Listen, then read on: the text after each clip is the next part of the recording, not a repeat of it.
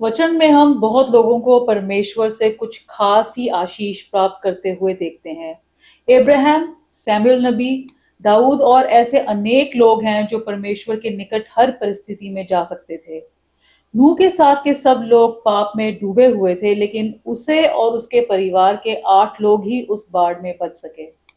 ऐसा क्या है जो किसी के भी जीवन पर परमेश्वर की आशीषों की वर्षा होने लगती है? आज हम इसी विषय पर बात करेंगे। शुरू करते हैं परमेश्वर के वचन से। परमेश्वर का वचन हमने उत्पत्ति की पुस्तक उसका 6वां अध्याय उसकी 5 आयत से लिया है।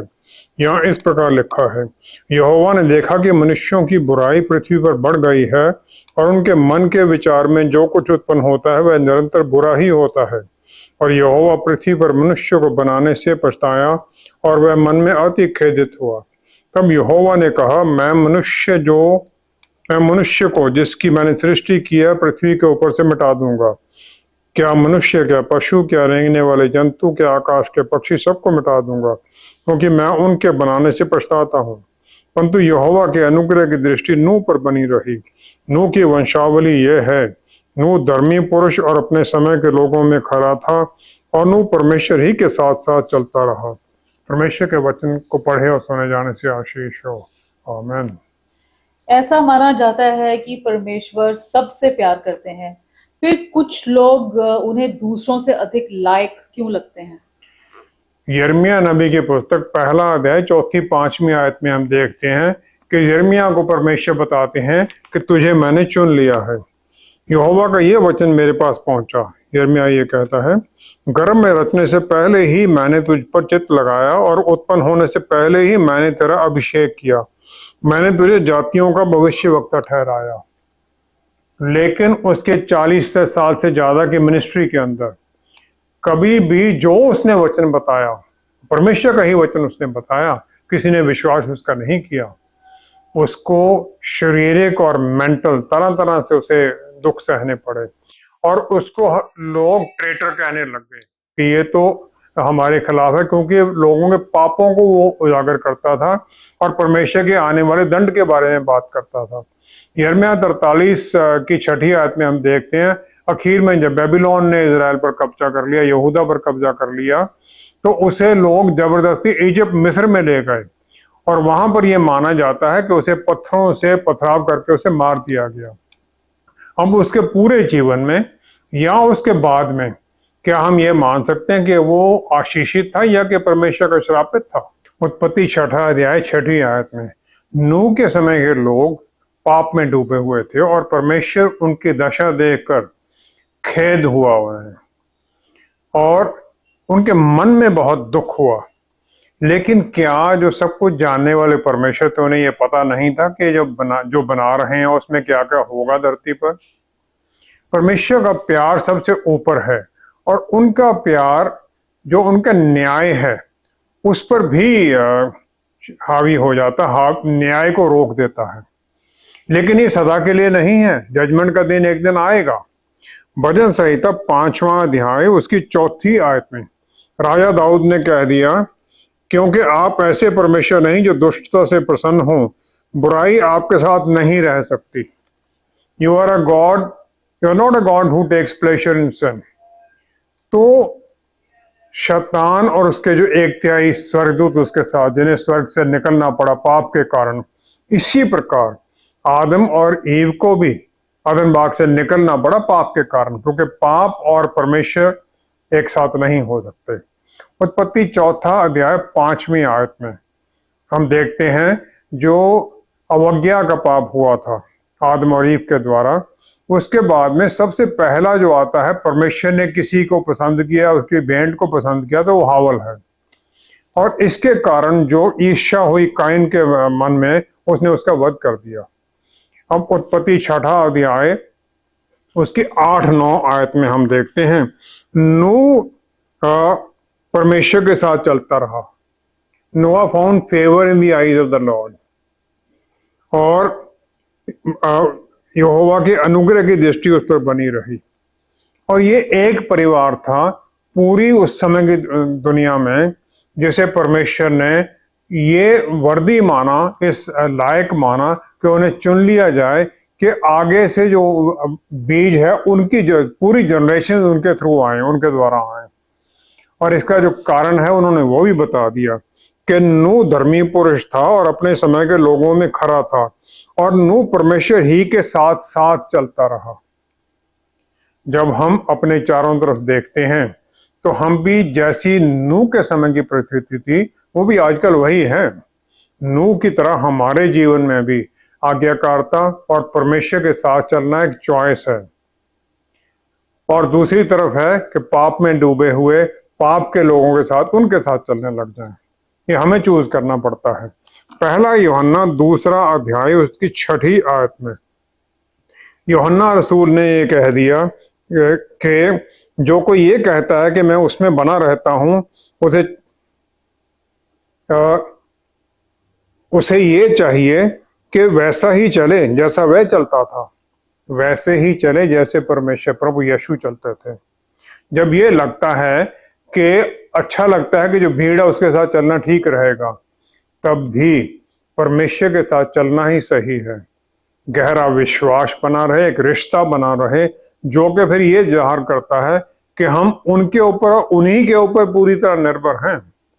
यूहन्ना रसूल ने प्रभु यीशु के साथ नजदीकी के रिश्ते में वो समय काटा, और उन्हें सन ऑफ थंडर कहा गया, उन्हें और उनके भाई एंड्रू को, और उसे प्यार का मैसेंजर भी, अपोस्टल भी कहा गया। यूहन्ना 13 की हम 23-24 आयत में देखते हैं। लास्ट सफर प्रभु यीशु जब थे अपने चेलों के साथ, आखिरी खाना जब उन्होंने खाया, तो उसमें जो धोखा देने वाला था वो भी वहां खाना खा रहा था, यहूदा इस्करियोती भी। और उस समय 23 आयत में हम देखते हैं कि यूहन्ना रसूल प्रभु यीशु की तरफ झुके हुए हैं, उनकी तरफ झुके हुए हैं वो, और वो उनकी छाती की ओर झुका हुआ बैठा था। वो चेला जिसे प्रभु यीशु प्यार करते हैं, उनका इतना नजदीकी का रिश्ता था प्रभु यीशु के साथ, अपने मास्टर के साथ। वो ये जानता था कि जो क्रूसिफिक्शन है उसे वो रोक नहीं सकता है, लेकिन वो क्रूसिफिक्शन के वहां पर खड़े रहे ताकि प्रभु यीशु उन्हें अपनी माता मरियम की जिम्मेवारी सौंप सकें। यूहन्ना 19:26 में हम देखते हैं उन्हें ये काम सौंप दिया गया। जो लोग परमेश्वर के साथ चलते हैं फिर उन्हें ही चुना जाता है ताकि उन्हें कोई खास जिम्मेवारियां दी जाएं, स्पेशल रिस्पॉन्सिबिलिटी, जिसका कि असर बहुत लंबे समय तक चलता है। नूह के समय से पहले कभी बारिश नहीं हुई थी, क्योंकि धरती से ही पानी, जो पौधे थे उनको सींचा जाता था, धरती में पानी ऊपर था।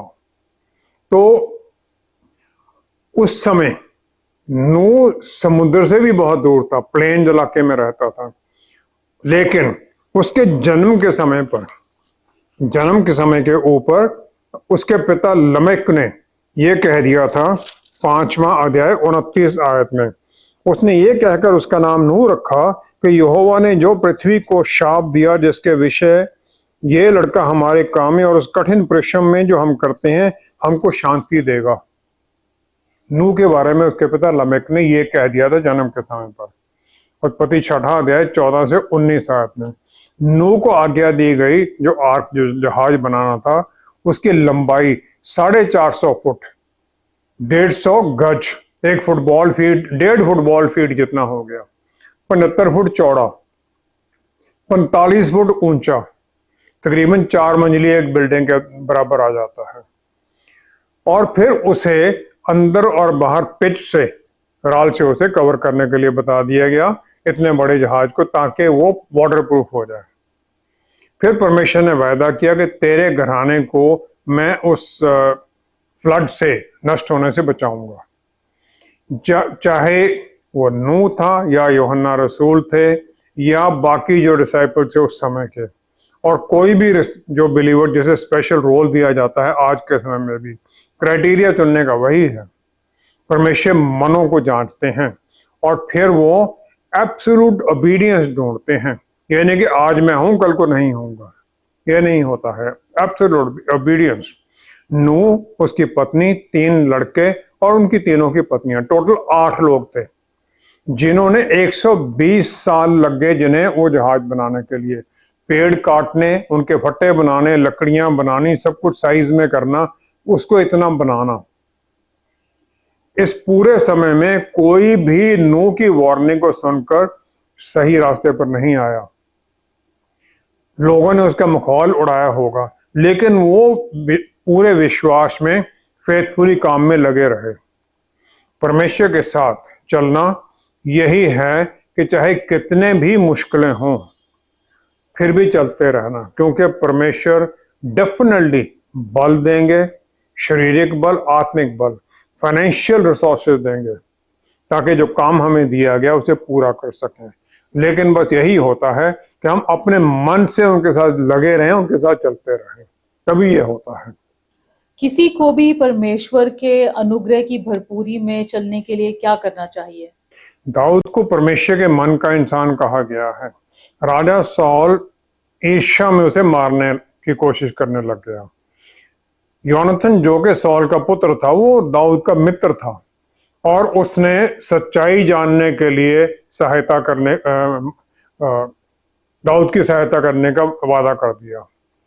जोनाथन जानता था कि सॉल का बड़ा बेटा होते हुए वो उसका एयर है राज्य का, लेकिन उसे यह भी पता था कि परमेश्वर ने दाऊद को चुन लिया है राजा के लिए। पहला शमूएल 20 अध्याय 14-15 आयत में फिर उसने दाऊद से एक वायदा मांग लिया।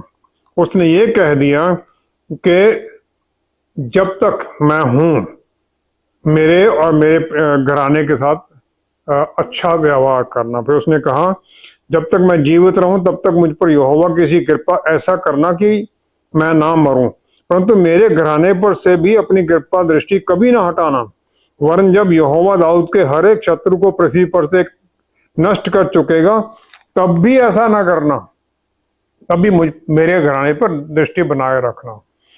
अब राजा दाऊद राजा बन गया पूरे इजराइल का, पूरे 12 ट्राइब्स का। दूसरा शमूएल 9वां अध्याय, उसमें हम देखते हैं कि फिर उसने कोशिश की कि सॉल का गोत्राधिकारी कोई है वहां पर अभी, तो उसे बताया गया मफीबोशेत है, जो कि योनाथन का पुत्र है, जो कि पैरों में लंगड़ा है। तो उसे बुलाने के लिए उसने बोला। जब उसे लाया गया तब उसने उसे कह दिया, दाऊद ने उससे कहा, मत डर, तेरे पिता योनाथन के कारण मैं निश्चय तुझको प्रीति दिखाऊंगा और तेरे दादा शाऊल की सारी भूमि तुझे फेर दूंगा, और तू मेरी मेज पर नित्य भोजन किया करना। सारी जमीन जायदाद तुम्हें मिल जाएगी, तुम मेरे साथ भोजन करोगे, ताकि सब लोग जान लें ये इस विश्वास का पात्र है। उस समय प्रैक्टिस ये थी कि जो पहला राजा होता था उसके वंशजों को मार दिया जाता था कि किसी भी तरह आगे में कोई रिबेलियन ना हो सके। दाऊद ने ये नहीं किया। यूहन्ना 15 की 4-5 आयत में हम देखते हैं, यूहन्ना 15 4-5 आयत हम देखते हैं, प्रभु यीशु कहते हैं, तुम मुझ में बने रहो और मैं तुम में। जैसे डाली यदि दाखलता से में ना बनी रहे तो अपने आप से नहीं फल सकती, वैसे ही तुम भी यदि मुझ में बने ना रहो तो नहीं फल सकते। परमेश्वर के साथ बने रहना, उनके तरह व्यवहार करना, उनकी तरह अपने जीवन को जीना और फल लाना। नूह को 120 साल लगे वो काम जहाज बनाने के लिए, लेकिन वो लगा रहा, उसमें रुका नहीं वो। दूसरा तिमोथी 1 अध्याय उसकी 12 आयत में हम देखते हैं, पौलुस रसूल ने उसे कह दिया, इस कारण मैं इन दुखों को भी उठाता हूं पर लजाता नहीं, क्योंकि मैं उसे जिस पर मैंने निश्चय किया है जानता हूं। वो कहते मैं वचन का प्रचार करने में जो दुख होते हैं उसे मुझे कोई शर्म नहीं आती है, क्योंकि जिसके लिए मैं काम कर रहा हूं मैं उसे जानता हूं। क्या हम ये क्लेम कर सकते हैं कि जिसके लिए हम काम कर रहे हैं, जिसमें हम विश्वास करते हैं, हम उसे जानते हैं? मूसा को इजरायलियों के साथ प्रॉमिस लैंड में जाने से मना कर दिया गया और यहोशू को उसका उत्तराधिकारी मान लिया गया। अब गिनती 31 अध्याय में, गिनती 31 की दूसरी आयत में परमेश्वर ने उसे आखिरी टास्क दिया। उन्होंने कहा उसे, मिदियानियों से इजरायलियों का बदला ले, बाद को तू अपने लोगों में जा मिलेगा, इसके बाद में तुम्हें उठा लिया जाएगा। अब मूसा का ये आखिरी टास्क था। वो ये नहीं कि अब तो चलो मैं रोक दूं, 5-10 साल निकाल दूं। उसी समय वो लग गया सही लोग चुनने के लिए, और ताकि वो काम को पूरा कर सके एकदम। और जो वॉरियर उसने चुने थे पूरा काम किया। यूहन्ना 21 की 15 से 17 आयत में पतरस रसूल को प्रभु यीशु ने, परमेश्वर ने जिम्मेवारी दी कि जो नए विश्वासी हैं मेम ने, और जो भेड़े हैं उनको संभालना, उन्हें विश्वास में बढ़ने में सहायता करना। तो दूसरा पतरस पहला अध्याय उसकी 12 से 14 आयत में हम देखते हैं। 12 से 14 में लिखा है, पहला अध्याय, इसलिए यद्यपि तुम ये बातें जानते हो और जो सत्य वचन तुम्हें मिला है उसमें बने रहते हो, तो भी मैं तुम्हें इन बातों की शुद्धि दिलाने की को सर्वदा तैयार रहूंगा। मैं ये अपने लिए उचित समझता हूं कि जब तक मैं इस डेरे में हूं तब तक उन्हें तुम्हें शुद्धि दिला दिलाकर उभारता रहूं। मेरी जिम्मेवारी है तुम्हें बताना, जब तक मैं जिंदा हूं मैं ये बताता रहूंगा।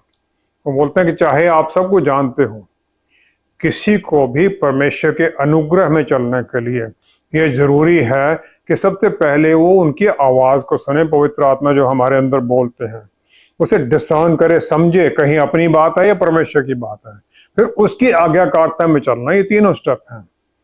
और ये फिर अपनी महिमा के लिए नहीं है, बल्कि हर काम में परमेश्वर को ही आदर, परमेश्वर को ही महिमा देने के बारे में है। दाऊद को जब ये पता चला कि वो परमेश्वर का भवन नहीं बनाएगा, तो उसने अनगिनत किलो, टन के हिसाब से उसने सोना, चांदी और बहुत धन दौलत उसने भवन के लिए दे दी, जो उसने नहीं बनाना था। पहला इतिहास 28 अध्याय 11 से 17 आयत में पूरी डिटेल लिखी गई है।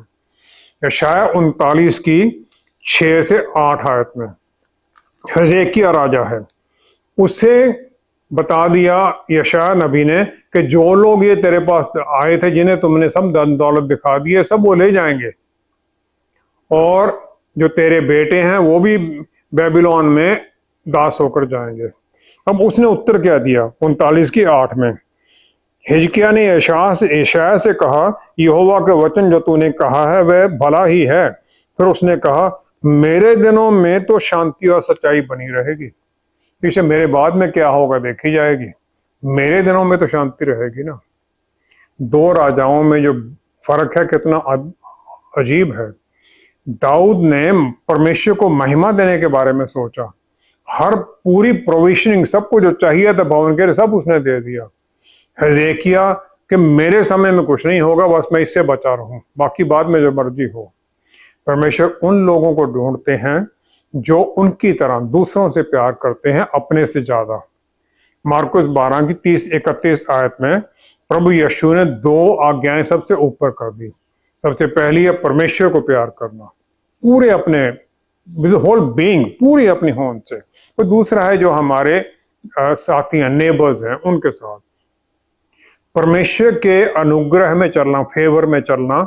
ये है कि डिलीजेंटली, पूरे मन के साथ इन बातों को मानना।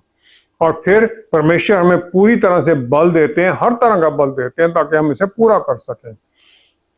दूसरा तिमोथी 4 अध्याय 7वीं आयत में पौलुस रसूल ने बड़ा एक क्लियर बात कह दी। दूसरा तिमोथी 4 अध्याय उसकी 7वीं आयत में उन्होंने कह दिया कि मैं अर्क के समान उंडेला जाता हूं और मेरे कूच का समय आ पहुंचा है। मैं अच्छी कुश्ती लड़ चुका हूं, मैंने अपनी दौड़ पूरी कर ली है, मैंने विश्वास की रखवाली की है। कॉन्फिडेंस के साथ उसने कह दिया, मैंने अपना काम पूरा किया है, पूरी दयानतदारी के साथ। मूसा ने इजरायलियों को जब उसे बता दिया गया कि आगे नहीं जाना है, व्यवस्था विवरण की पुस्तक में उसने पूरा कंडेंस करके सब कुछ जो बताया गया था परमेश्वर ने उसे सब कुछ उन्हें बता दिया। फिर वो माउंट नीबो पर्वत पर चढ़ गया और परमेश्वर की इच्छा के लिए अधीन हो गया मरने के लिए। व्यवस्था विवरण 34 अध्याय 5वीं-6वीं आयत में परमेश्वर ने उसे अपना दास कहा, सर्वेंट ऑफ द लॉर्ड। और फिर उसे वो पूरी जो प्रॉमिस लैंड थी दिखाई वहां से, और वहां वो मर गया। परमेश्वर ने उसको वहां पर भी आदर दिया कि मोआब की धरती में उसे दफनाया गया, और परमेश्वर ने उसको वो मिट्टी दी। आज तक उसके बारे में कोई नहीं जानता उसे कहाँ दफनाया गया था। और इसलिए परमेश्वर ने कर दिया कि लोग कहीं उसी की आराधना न करने लग जाएं, या कोई उसी जो दुश्मन है उसकी कब्र में से उसके शरीर को निकाल के ना ले जाएं। परमेश्वर उन लोगों को आशीष देते हैं जो उनमें बने रहते हैं। इस जीवन में भी आशीष मिलती है और इसके बाद भी आशीष मिलती रहती है। बस उनके साथ चलने का यही फायदा है और यही आशीष है। जो परमेश्वर की आशीषों में ही चलते हैं, उनके लक्षण या तौर तरीके क्या हैं ताकि हम भी उसी प्रकार जिएं? एलिया नबी को परमेश्वर ने आज्ञा दे दी कि एलीशा को, जो शफात का बेटा है, उसे अपना उत्तराधिकारी नियत कर दे। पहला राजा 19 अध्याय की 19 से 21 आयत में हम देखते हैं। जब एलिया नबी वहां जाते हैं तो वो देखता है कि एलीशा 12 जोड़ी बैल के साथ, वो 12वें में सबसे पीछे था, अपनी भूमि को जोत रहा है। वो एक बड़े धनी परिवार से था, इतनी जो उसके पास बैल थे। जब एलिया ने उसे बुलाया तो वो पहले अपने पिता माता पिता को जाकर विश करना चाहा कि मैं जा रहा हूं, लेकिन नबी ने कह दिया नहीं जाना है तो फिर चले ही जा। तो वो जो उसके पास बैलों की जोड़ी थी उसने उसे सैक्रिफाइस किया। जो उसका सामान था वो सब उसने जलाकर उन्हें लोगों को खाने के लिए दे दिया। वापस का उसने सारा रास्ते बंद कर दिए। फिर वो एलिया नबी के पीछे हो लिया और उसके साथ साथ पूरी दयानतदारी के साथ उसकी सेवा में लग गया। दूसरा राजा 2 अध्याय 1 से 12 आयत तक। अब एलिया नबी को परमेश्वर ने बता दिया कि तू तैयार हो जा, क्योंकि तुझे आज उठा लिया जाएगा। क्योंकि एलिया नबी का नबियों का स्कूल भी था, प्रॉफिट्स का स्कूल था, सबको पता चल गया। उसने नहीं बताया लेकिन सबको पता चल गया। अब पहले एलिया नबी जाता है गिलगाल और फिर वहां से बेथेल से यरीहो से यरदन नदी के पार जाता है। और हर जगह पर, और यरदन नदी को वो अपनी जो चद्दर है उसको मारकर दुफाड़ कर देता, उसमें से निकल जाता है। हर स्थान पर उसने एलिया नबी को कहा कि तू पीछे रुक जा, मुझे अकेला जाने दे। लेकिन एलीशा नबी को उसने कहा, एलीशा पूरा उसने कह दिया मैं नहीं जाऊंगा, मैं आपके साथ ही रहूंगा, मैं आपकी सेवा में हूं, आपके साथ ही रहूंगा। आखिर में एलिया ने उसे कह दिया कि एलिया ने एलीशा से कहा, इससे पहले कि मैं तेरे पास से उठा लिया जाऊं, जो कुछ तू चाहे कि मैं तेरे लिए करूं वह मांग, जो तू चाहे वो मांग ले। अब आगे से एलीशा ने जो डिमांड रखी, उसने कहा जो तुझ में आत्मा है उसका दूना भाग मुझे मिल जाए, दुगना मुझे मिल जाए। अब ये कोई कहेगा बड़ा ढीठ आदमी है, बड़ा, दूसरा कहेगा बड़ा साहस है इसमें, बड़ा हौसला बड़ा है जो उसने ये मांग लिया। उसने सब कुछ छोड़ दिया था परमेश्वर की सेवा करने के लिए, और फिर जो उसने ये मांगा दुगना, वो भी परमेश्वर की महिमा के लिए मांगा। परमेश्वर के अनुग्रह में चलना ये है कि उनकी जो रिश्ता है उनके साथ, नजदीकी का रिश्ता और भी गहरा होता जाए, और फिर हमारी इच्छाएं परमेश्वर की इच्छा के साथ पूरी तरह अलाइन हो जाए, पूरी तरह मिल जाएं। ये है विश्वास, आज्ञाकारिता और पूरी तरह अपने मन को समर्पित कर देना, अपने आप को समर्पित कर देना परमेश्वर की सेवा के लिए। ये अच्छे काम से कहीं ज्यादा है, और एक हर दिन की एक लगातार की हम्बल और प्यार करने और दूसरों का केयर करने के साथ साथ चलता है।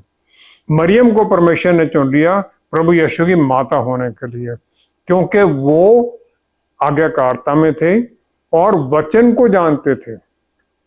जो परमेश्वर के वचन को पढ़ने में हम समय बिताते हैं वो हमें उनके मन में झांकने में सहायता करता है। इसमें उन्होंने अपना मन दिखा दिया, हमें मन खोल के रख दिया है। फिर हम आशीषें ही नहीं पाते बल्कि उनकी महिमा के, उनके अनुग्रह के, उनकी आशीषों के चैनल बन जाते हैं दूसरों के लिए। अब्राहम को विश्वास में इसहाक को ऑफरिंग में ऑफर करने में कोई झिझक नहीं हुई, क्योंकि उसे पता था जो जिसने दिया उसे दोबारा उठा भी लेगा। लेकिन जब सदोम और गमोरा पर परमेश्वर ने कहा मैं इसे नष्ट करने वाला हूं, तो उसने पूरी तरह कोशिश की इंटरसेशन कि अगर ये बच जाए तो पर्सनल अच्छाई नहीं बल्कि दूसरों के लिए भी न्याय और आशीष मांगना, ये भी एक परमेश्वर की फेवर में चलने के लिए है। यूसुफ को दास्तान में बेच दिया गया, उसे जेल में डाल दिया गया, क्योंकि उसने पोतीफर जो उसका मालिक था उसकी पत्नी से व्यभिचार से इनकार कर दिया। उसके बाद में उसे जो फिरौन था उसने मिस्र का प्राइम मिनिस्टर बना दिया, उसने सबको माफ कर दिया, सब भूल गया वो, हालांकि उसके पास पूरे अधिकार थे। अब हम देखते हैं निर्गमन 50 आयत में 50 अध्याय उसकी 19-20 आयत में, याकूब की मृत्यु के बाद में उसके जो बाकी बेटे थे वो डर गए कि अब यूसुफ हमसे बदला लेगा। तब यूसुफ ने उनसे कहा, मत डरो, क्या मैं परमेश्वर की जगह पर हूं? यद्यपि तुम लोगों ने मेरे लिए बुराई का विचार किया था, परंतु परमेश्वर ने उसी बात में भलाई का विचार किया, जिससे वह ऐसा करे जैसा आज के दिन प्रकट है कि बहुत से लोगों के प्राण बचे हैं। निर्गमन 50 की 19-20 आयत में। क्या मैं परमेश्वर की जगह हूं? वो कहता है न्याय काम करना परमेश्वर का काम है, परमेश्वर की अनुग्रह को प्राप्त करना है, अपने जीवन के हर चैलेंज का उनके दिए गए बुद्धि और विश्वास में आगे बढ़ना, उनका सामना करना। सॉल स्टीफन जो पहला मार्टर थे विश्वास में, उनकी जो उन्हें पत्थर मारकर मारा गया उसका विटनेस था, लेकिन फिर बाद में वो पॉल बन गया। रूथ मोआब की औरत है, लेकिन जब उसे उसकी सास नौमी ने कहा कि दोनों विधवा हो गई थी, जब नौमी वापस जाने लगी तो नौमी ने उसे कहा कि तुम रुक जाओ, लेकिन उसने इनकार कर दिया। उसने कहा तू मुझसे ये विनती न कर कि मैं तुझे त्याग या छोड़कर लौट जाऊं, क्योंकि जिधर तू जाए उधर मैं भी जाऊंगी, जहां तू टिके वहां मैं भी टिकूंगी, और तेरे लोग मेरे लोग होंगे और तेरा परमेश्वर मेरा परमेश्वर होगा। जहां तू मरेगी वहां मैं भी मरूंगी और वहीं मुझे मिट्टी दी जाएगी। I will not leave you, उसके साथ होली वो। ये केयर और प्यार के कारण परमेश्वर ने उसे आशीष दी कि उसकी शादी बोआज के साथ हुई, जो कि बेथल का सबसे धनी इंसान था। और फिर इससे आगे वो ओबेद की माता बनती है, ओबेद यशे का पिता है, यशे दाऊद राजा का पिता है, और फिर रूथ का नाम प्रभु यीशु की वंशावली में आ जाता, हालांकि वो यहूदी लोगों में नहीं थी, मोआब की थी। इतनी बड़ी आशीषें उसे मिल गई। परमेश्वर की अनुग्रह में चलना, उनके चरित्र के अनुसार कितना हम उनसे मिलते हैं, ये जरूरी है। और जो कि वो बता दिया परमेश्वर ने अपने पुत्र के द्वारा जाहिर भी कर दिया है।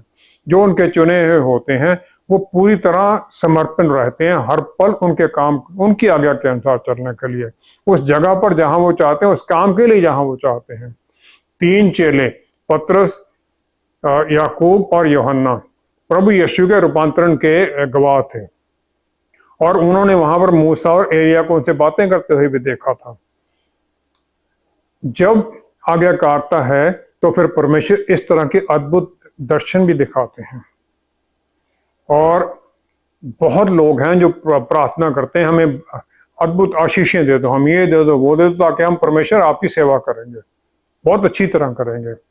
परमेश्वर ने एलीशा को चुना उसकी सिंसेरिटी के लिए, कमिटमेंट के लिए, कि जहां पर भी है वो मैं करूंगा। हम पूरी तरह से परमेश्वर की आशीषित लोग हैं, क्योंकि उन्होंने अपने ही सबसे सबसे बड़ा ट्रेशर था स्वर्ग का, वो हमारे ऊपर कुर्बान कर दिया, अपने बेटे को कुर्बान कर दिया। अब ऑप्शन ये है कि हम परमेश्वर के जो फेवर्ड, जो चुने हुए लोग हैं, उनमें कैसे मिले।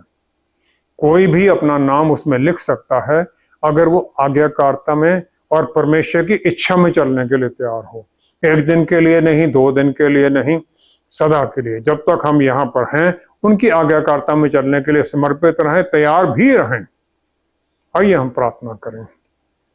पिता परमेश्वर, क्या ही धन्य है आपने हमें अद्भुत तरीके से अपने वचन के द्वारा अपने बारे में जानना सिखा दिया।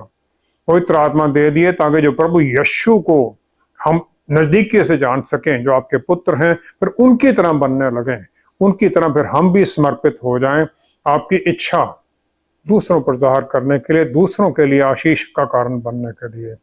बल दीजिए, आशीष दीजिए, जितने लोग हम जुड़े हुए हैं सब बस आज्ञाकारिता में चलें। आपको नजदीकी में जाने और भी नजदीक के रिश्ते में आए, हमारे जीवनों के द्वारा आपको महिमा मिले। पिता परमेश्वर, सारा आदर आपको देते हुए सब कुछ प्रभु यीशु के पवित्र नाम में मांगते हैं। आमेन, आमेन, आमेन। परमेश्वर अपनी आशीष देते हुए किसी तरह का शोर नहीं करते ताकि सब ये देखें। हम यत्न करते रहते हैं कि जो कुछ भी हमारे जीवन में हमने पाया है उसे सब जान लें। इसमें हम परमेश्वर की नहीं बल्कि अपनी महिमा देखना चाहते हैं। उनकी आशीष में वही चलते और बने रहते हैं जो समर्पण और दूसरों के लिए आशीष बनकर जीते हैं। Thank you so much for watching. See you next time. Stay blessed.